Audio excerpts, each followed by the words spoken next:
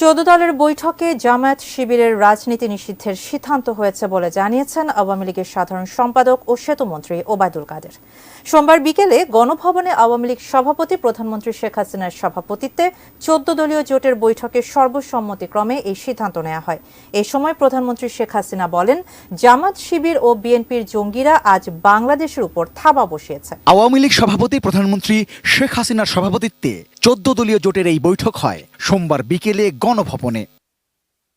কোটা আন্দোলনের সময় সহিংসতার প্রসঙ্গ টেনে প্রধানমন্ত্রীর সময় বলেন, এই কয়দিনে বাংলাদেশে যা ঘটেছে তা রাজনৈতিক কিছু না, এটা সম্পূর্ণ জঙ্গিবাদী কাজ, আর এর জন্য দায়ী জামায়াত শিবির ও বিএনপির জঙ্গিরা।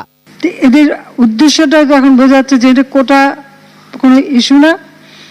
একে যে কটা প্রতিষ্ঠান বাংলাদেশের জনগণের সেবা দেয়, যে কতটা প্রতিষ্ঠান বাংলাদেশের মানুষের জীবন মান উন্নত করে, সেটাই ধ্বংস করা, অর্থাৎ বাংলাদেশটাকে যেন ধ্বংস করে ফেলা, এটাই তাদের। এবার আর এখানে যারা ওই শিবির, ছাত্রদল, বিএনপি, জামাত এরাই কিন্তু, এবং জঙ্গিরা এরাই কিন্তু আজকে আমাদের উপর থাবা দিয়েছে।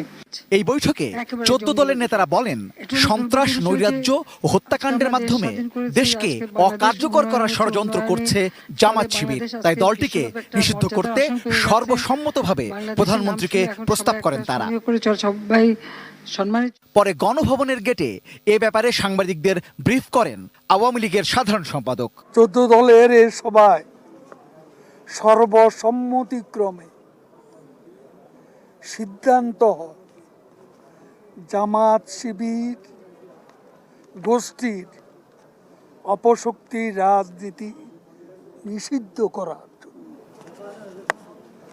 জামায়াত শিবির নিষিদ্ধ করার সর্বসম্মত সিদ্ধান্ত গৃহীত হয়।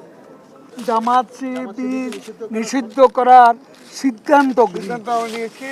এ সময় 14 দলের নেতারাও জানান, জামায়াত শিবিরকে সাংগঠনিকভাবে নিষিদ্ধ করতে সর্বসম্মতিক্রমে তারা প্রস্তাব দিয়েছেন। তারা আশা করেন প্রধানমন্ত্রী শেখ হাসিনা দ্রুত প্রয়োজনীয় প্রশাসনিক পদক্ষেপ নেবেন। আজকে সর্বসম্মত সিদ্ধান্ত হয়েছে যে 14 দল জামায়াত শিবির সংগঠনগতভাবে নিষিদ্ধ করা হোক।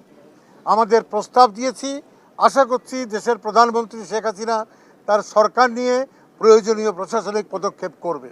আজকে আর সময় ক্ষেপণ না করে জামায়াত শিবিরকে নিষিদ্ধ করতে হবে এবং তার মধ্য দিয়ে এই দেশকে সামনের দিকে যাতে সন্ত্রাসী জঙ্গি উত্থান না ঘটাতে পারে সে ব্যবস্থা নিতে হবে। এই জন্য আমরা সিদ্ধান্ত নিয়েছি এবং সরকারকে অনুরোধ জানিয়েছি। আমরা আশা করি মাননীয় প্রধানমন্ত্রী এ ব্যাপারে তার প্রয়োজনীয় ব্যবস্থা গ্রহণ করবেন। নিশ্চয়ই 1-2 দিনের মধ্যেই আমরা এই সিদ্ধান্ত পাবো।